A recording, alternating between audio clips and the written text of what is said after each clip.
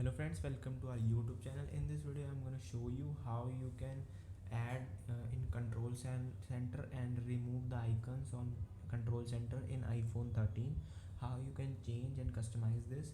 Before watching this video, if you have not subscribed to our YouTube channel, then subscribe to it and like our video. First go to settings option,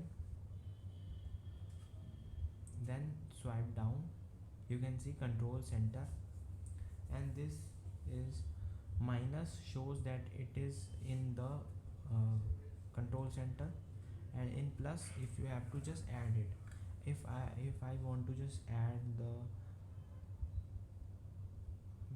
music recognizer button, just tap on this plus button, and friends, you can see it is in here. And you can see friends, the Shazam button is over here.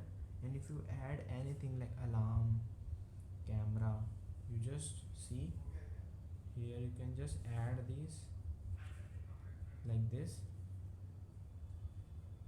It is added alarm for camera. And if you want to just remove this, then minus this, remove, by clicking on this red button, it remove all this icons also.